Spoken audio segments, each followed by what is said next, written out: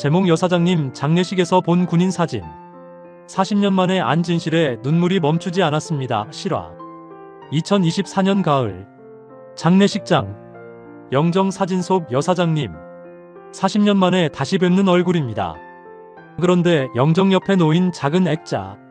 군복 입은 청년. 1979년 촬영. 그 얼굴을 저는 알고 있었습니다. 아니, 그게 저였습니다. 정확히는 40년 전 25살의 제 모습과 똑같은 얼굴이었습니다. 그 순간 모든 것이 이해되었습니다. 왜 여사장님이 저에게만 그랬는지. 차 안에서 주신 현금 1,000만 원. 집, 차, 무한한 신뢰. 이유가 있었습니다. 안녕하십니까? 오늘 제가 들려드릴 이야기는 40년 동안 숨겨진 한 어머니의 사랑입니다. 그리고 그 사랑을 모르고 살았던 한 남자의 이야기입니다. 끝까지 들어주시면 여러분도 눈물을 참기 힘드실 겁니다. 1980년 봄. 저는 25살 막노동꾼이었습니다. 학력은 중졸. 기술도 없고 돈도 없었습니다. 그저 하루하루 일당을 받아 생활하는 청년이었습니다. 그러던 어느 날 동네 선배가 소개해준 회사가 있었습니다. 대흥산업. 신발 부품을 만드는 작은 회사였습니다. 면접날. 깨끗하게 다려입은 셔츠에 낡은 양복. 떨리는 마음으로 사무실 문을 열었습니다. 책상 앞에 한 분이 앉아 계셨습니다. 40대 중반쯤 되어 보이는 여성. 여사장님이었습니다. 앉으세요. 조심스럽게 의자에 앉았습니다. 여사장님은 제 이력서를 보셨습니다. 그런데 이상했습니다. 이력서를 보시던 여사장님의 손이 떨리기 시작했습니다. 생일이 언제예요? 1955년 3월 15일입니다. 여사장님의 얼굴이 하얗게 변했습니다. 잠시 말씀이 없으셨습니다. 그러더니 창밖을 보셨습니다. 한참 후에야 다시 돌아보셨습니다. 입사하세요. 월급은 20만 원입니다. 20만 원? 당시 신입 직원 평균 월급은 10만 원 정도였습니다. 2배였습니다. 감사합니다. 열심히 하겠습니다. 그런데 여사장님은 계속 저를 보셨습니다. 뭔가 말하고 싶은 듯한 눈빛. 하지만 아무 말씀도 하지 않으셨습니다. 다음 주부터 나오세요. 첫 출근 날. 회사는 생각보다 작았습니다. 직원이 15명 정도. 작업장 한 칸, 사무실 한 칸. 일은 단순했습니다. 신발 밑창 부품을 재단하고 접착하는 일. 열심히 했습니다. 실수도 많았지만 성실하게 배웠습니다. 그런데 이상한 일이 계속 일어났습니다. 점심시간. 여사장님이 제 옆에 앉으셨습니다. 입맛에 맞아요? 네, 맛있습니다. 많이 먹어요. 젊은 사람은 많이 먹어야 해요. 그리고는 당신 반찬을 제 밥에 덜어주셨습니다. 다른 직원들이 이상하게 쳐다봤습니다. 2주 후, 여사장님이 저를 부르셨습니다. 일 잘하네요. 성실해요. 감사합니다. 다음 달부터 반장으로 일해줄 수 있어요? 월급 5만 원 올려드릴게요. 저요? 2주밖에 안 됐는데요. 괜찮아요. 능력 있어요. 25만 원. 엄청난 돈이었습니다. 정말 감사합니다. 하지만 다른 직원들의 시선이 따가웠습니다. 야, 김씨 2주 만에 반장이래. 대박. 사장님이 완전 밀어주나봐. 왜 저 친구만? 이상하지 않아? 그 속삭임이 들렸습니다. 하지만 저는 그저 열심히 일했습니다. 6개월이 지났습니다. 어느 날 여사장님이 또 부르셨습니다. 과장으로 승진이에요. 과장이요? 너무 빠른 거 아닙니까? 능력 있는 사람은 빨리 올라가는 거예요. 그런데 여사장님 목소리가 떨렸습니다. 왜 우셨는지 모르겠지만 눈가가 붉었습니다. 1년이 되던 날, 회사에 큰 프로젝트가 들어왔습니다. 새 공장 건립. 저는 그 프로젝트를 총괄 담당하게 되었습니다. 몇 달간 정말 열심히 했습니다. 밤낮 없이 일했습니다. 그리고 마침내 성공했습니다. 프로젝트 완료 다음 날, 여사장님이 저를 차에 태웠습니다. 공사 현장 보고 올까요? 네. 현장을 둘러본 후 한적한 강변 주차장으로 갔습니다. 여사장님이 뒷좌석에서 봉투를 꺼냈습니다. 이거 받아요. 뭡니까? 열어봐요. 현금 1,000만 원이었습니다. 사장님, 이건 성과급이에요. 당신이 고생한 대가예요. 너무 큽니다. 받을 수 없습니다. 받아요. 꼭. 당신은 자격이 있어요. 여사장님 목소리가 또 떨렸습니다. 이걸로 집 마련하세요. 가족 있어요? 아니요, 아직 혼자입니다. 그래요. 그럼 언젠가 가정 꾸릴 때 쓰세요. 좋은 사람 만나서 행복하게 사세요. 왜인지 모르게 여사장님이 우셨습니다. 사장님, 괜찮으세요? 괜찮아요. 그냥 당신 보면 생각나는 사람이 있어서. 누구요? 아들이요. 군대 갔다가 못 돌아온 아들. 저는 할 말을 잃었습니다. 죄송합니다. 몰랐습니다. 괜찮아요. 오래된 일이에요. 당신하고 생일이 같더라고요. 3월 15일. 그래서 처음 봤을 때 깜짝 놀랐어요. 얼굴도 생일도 나이도 비슷해서. 그래서 저한테 미안해요. 이상하게 생각했죠? 아들 대신 삼은 것 같아서. 하지만 고마워요. 당신이 열심히 일하는 모습 보면서 아들도 살아있었으면 이랬을까 생각했어요. 그날 저도 울었습니다. 입사 1년 반이 되던 어느 날 여사장님이 조심스럽게 말씀하셨습니다. 민수 씨, 이탈리아 출장 같이 갈 수 있어요? 이탈리아요? 네. 신발 기계 시찰 때문에 일주일 정도 걸릴 것 같아요. 저 같은 사람이 가도 될까요? 당연하죠. 당신이 꼭 필요해요. 출발 전날 밤 여사장님 사무실에서 혼잣말 소리가 들렸습니다. 아들아, 엄마가 드디어 간다. 내가 그렇게 가고 싶어 했던 이탈리아. 너무 늦었지? 미안해. 그런데 이제 간다. 내 동생 데리고. 동생이라는 말에 가슴이 뜨거워졌습니다. 김포공항. 비행기를 처음 타는 저는 긴장으로 손이 떨렸습니다. 여사장님은 제 옆에 앉으셨습니다. 창밖을 보시다가 조용히 말씀하셨습니다. 아들이 고등학교 2학년 때 로마 제국 배우고 와서는 눈을 반짝이며 말했어요. 엄마, 나 나중에 꼭 이탈리아 가보고 싶어. 콜로세움도 보고 싶어. 그래서 약속했어요. 그래, 군대 다녀오면 가자. 그때 내가 25살이면 어른이니까. 아들이 환하게 웃었어요. 부끄럽긴요. 엄마랑 가면 더 좋죠. 근데 엄마 그때까지 돈 많이 모아놔야 돼요. 이탈리아 비행기표 비싸거든요. 여사장님의 눈에서 눈물이 흘러내렸습니다. 그런데 아들은 25살이 되기 전에 떠났어요. 그래서 약속을 못 지켰어요. 매년 3월 15일 아들 생일 때마다 생각했어요. 같이 가자던 이탈리아. 이제는 영원히 못 가는 곳이 됐다고. 그런데 이제 가요. 당신이랑. 당신도 25살이고 생일도 같고. 마치 아들이 다시 25살이 되어서 엄마랑 약속 지키러 가는 것 같아요. 저는 아무 말도 할 수 없었습니다. 밀라노 도착 후 로마로 향했습니다. 기차 안에서 여사장님이 낡은 수첩을 꺼내셨습니다. 아들이 직접 쓴 글씨였습니다. 이탈리아 여행 계획. 1977년 작성. 콜로세움, 트레비 분수, 바티칸. 이 수첩대로 갈 거예요. 아들이 원했던 곳 하나도 빠짐없이. 콜로세움 앞. 여사장님은 하늘을 올려다보며 말씀하셨습니다. 아들아, 엄마 왔어. 내가 그렇게 보고 싶어 했던 콜로세움. 정말 크고 멋지지? 엄마가 너무 늦었어. 미안해. 그런데 이제라도 왔어. 내 동생 데리고. 여사장님의 목소리가 떨렸습니다. 저는 옆에서 조용히 사진을 찍어드렸습니다. 트레비 분수에서 여사장님이 동전 2개를 꺼냈습니다. 같이 던져요. 저는 여사장님과 함께 동전을 던졌습니다. 여사장님은 하늘을 보며 속삭였습니다. 아들아, 엄마 소원은 하나야. 다음 생에는 꼭 다시 만나자. 그때는 엄마가 놓치지 않을게. 피렌체 아카데미아 미술관. 다비드 상 앞에서 여사장님이 말씀하셨습니다. 아들이 미켈란젤로를 참 좋아했어요. 다비드 상을 꼭 보고 싶다고 했어요. 아들아, 다비드 상이야. 내가 그렇게 보고 싶어 했던.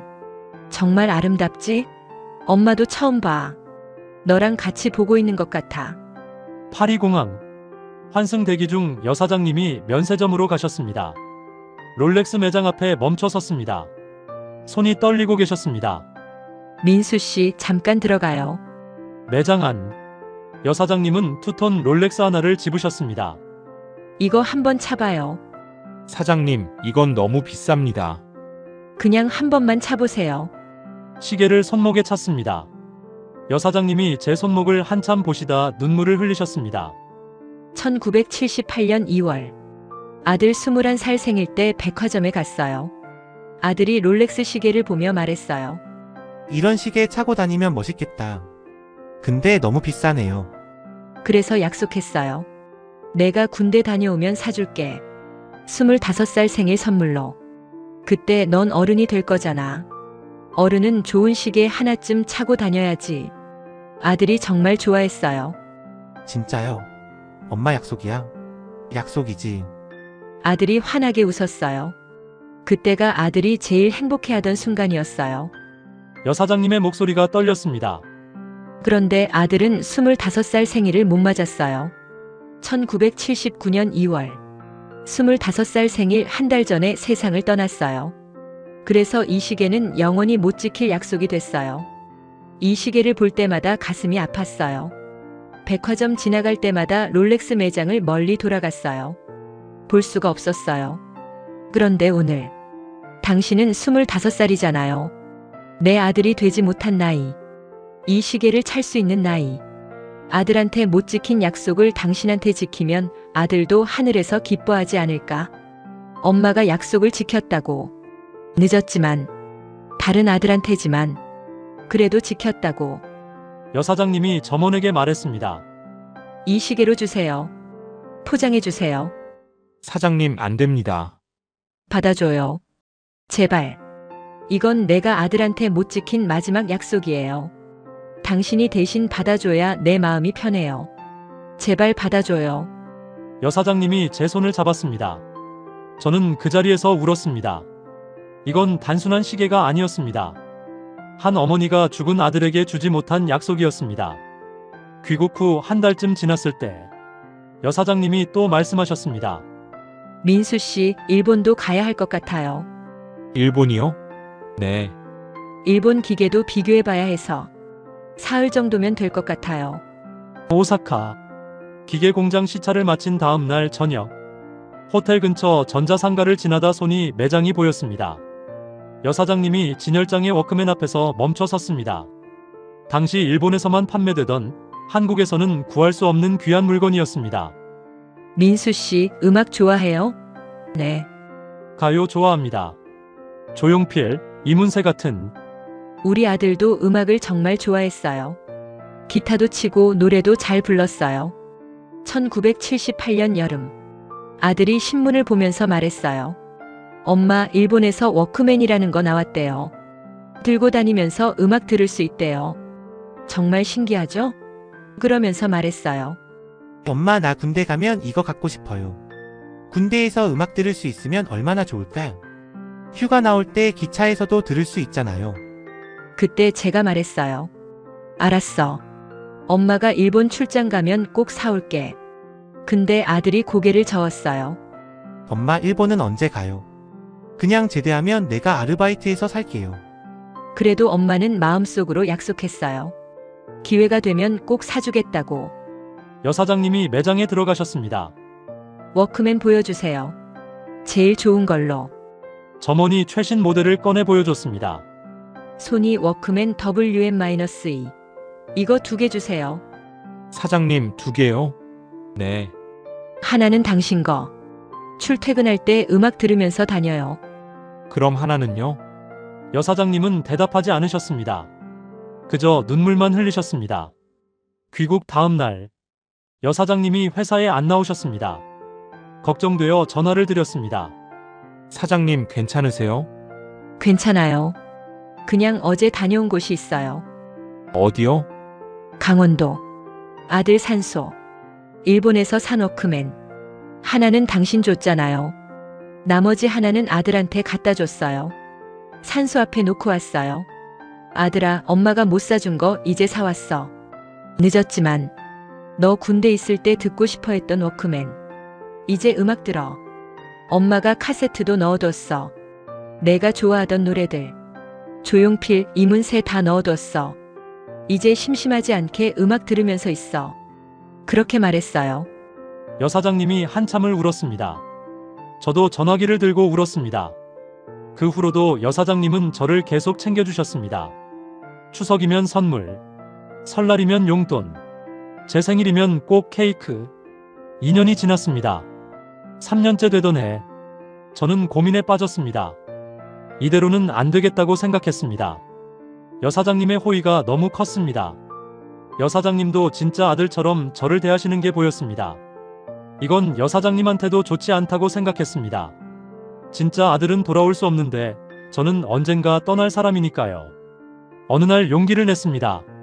사장님, 독립하려고 합니다. 여사장님은 한참 말이 없으셨습니다. 그럴 줄 알았어요. 죄송합니다. 아니에요. 당연한 거예요. 당신은 당신 인생을 살아야죠. 고마워요. 그동안 저야말로 감사합니다. 사장님 덕분에 사람이 됐습니다. 마지막 날, 여사장님이 편지 한 통을 주셨습니다. 나중에 읽어요. 지금은 안 돼요. 알겠습니다. 잘 지내요.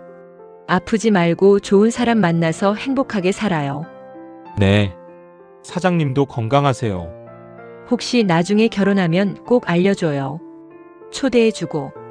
꼭 그러겠습니다. 하지만 저는 그 약속을 지키지 못했습니다.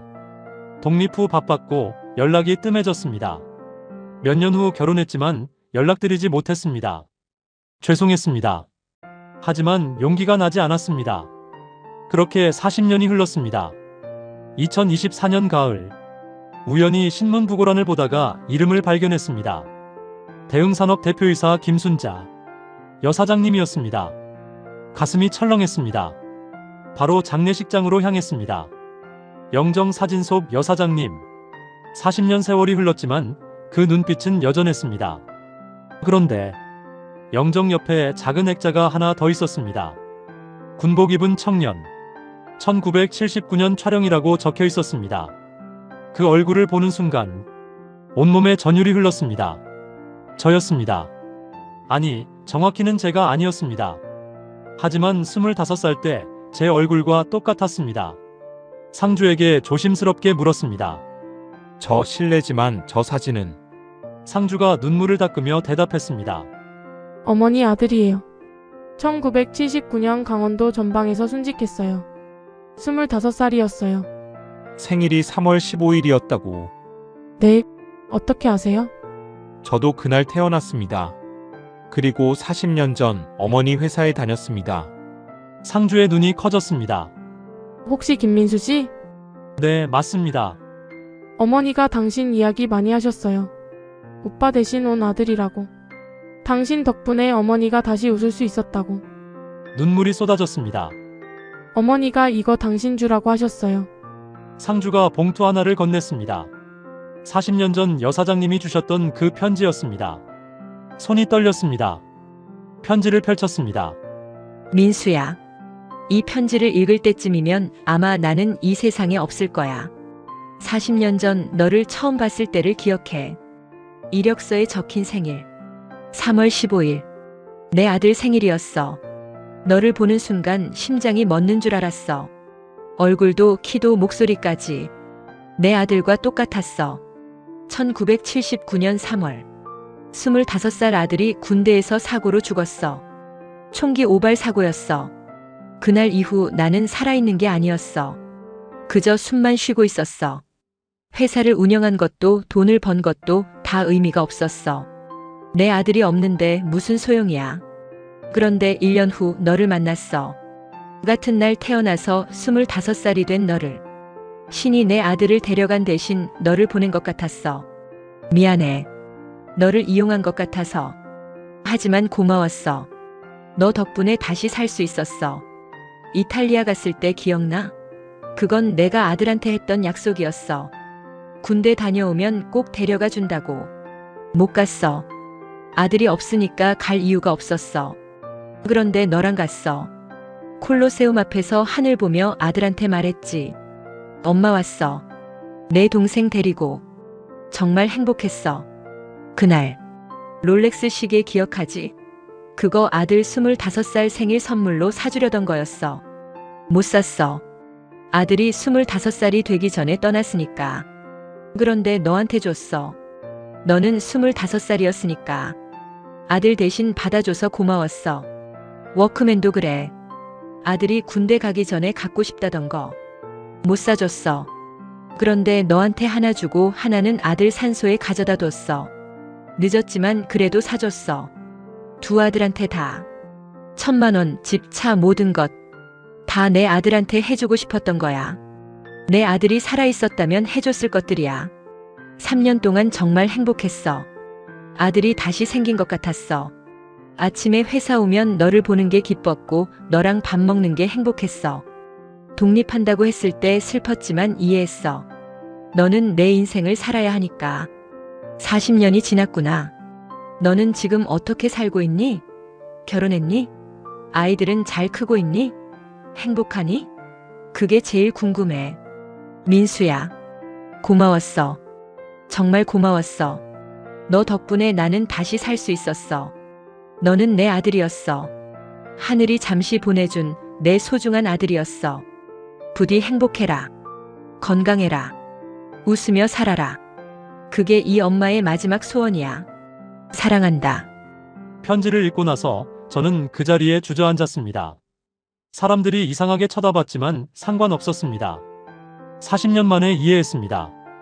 여사장님에게 저는 무엇이었는지, 1,000만 원이 무엇이었는지, 이탈리아가 무엇이었는지, 롤렉스 시계가 무엇이었는지, 워크맨이 무엇이었는지, 모든 선물이 무엇이었는지, 그것은 한 어머니가 죽은 아들에게 주고 싶었던 사랑이었습니다. 영정 사진 앞에 무릎 꿇었습니다. 사장님, 아니 어머니. 40년 늦었지만 이제야 인사드립니다. 저를 아들로 받아주셔서 감사했습니다. 3년 동안 사랑해주셔서 감사했습니다.